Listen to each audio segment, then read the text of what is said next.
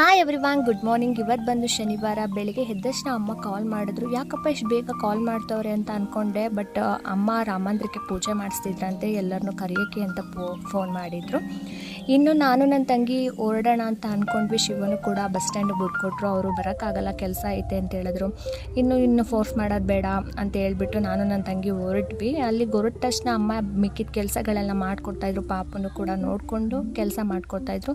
ನೀನು ಇದನ್ನೆಲ್ಲ ಕಟ್ ಮಾಡಿ ನೀನು ಮಾಡಿಬಿಡು, ಆಮೇಲೆ ನಾವೆಲ್ಲ ಕೆಲಸ ಮಾಡ್ಕೊತೀವಿ ಅಂತ ಅಂದರು. ಇನ್ನು ಎಲ್ಲ ಕೆಲಸ ಮುಗಿಸ್ಕೊಂಡು ಫ್ರೆಶ್ ಅಪ್ ಆಗಿ ದೇವಸ್ಥಾನಕ್ಕೆ ಹೊರಟ್ವಿ. ಫಸ್ಟು ಮಾರಮ್ಮನ ದೇವಸ್ಥಾನದಲ್ಲಿ ಪೂಜೆ ಮುಗಿಸ್ಕೊಂಡು ಆಮೇಲೆ ರಾಮಂದ್ರಕ್ಕೆ ಹೋದ್ವಿ. ಮಾರಮ್ಮನ ದೇವಸ್ಥಾನದಲ್ಲಿ ಸ್ವಲ್ಪ ಕಡಲೆ ಸಕ್ಕರೆ ಮಾಡ್ಕೊಂಡಿದ್ವಿ. ಇನ್ನು ಅಲ್ಲಿಗೂ ಪೂಜೆ ಮಾಡಿಸ್ಬೇಕೈತಲ್ಲ, ಹಂಗಾಗಿ ಸ್ವಲ್ಪ ಮಾಡ್ಕೊಂಡ್ವಿ. ರಾಮಂದ್ರದಲ್ಲಿ ತುಂಬಾ ಚೆನ್ನಾಗಿ ಪೂಜೆ ಆಯಿತು. ಎಷ್ಟು ಖುಷಿ ಆಯಿತು ಅಂತಂದರೆ ತುಂಬಾ ಖುಷಿ ಆಯಿತು. ಪೂಜೆ ಮಾತ್ರ ತುಂಬಾ ಚೆನ್ನಾಗಾಯಿತು. ಇನ್ನು ಎಲ್ರಿಗೂ ಪ್ರಸಾದ ಹಂಚ್ಬೇಕಿತ್ತಲ್ಲ, ಎಲ್ರಿಗೂ ಪ್ರಸಾದ ಹಂಚಿ ಟೇಸ್ಟಿಗೆ ತುಂಬಾ ಚೆನ್ನಾಗೂ ಕೂಡ ಬಂದಿತ್ತು.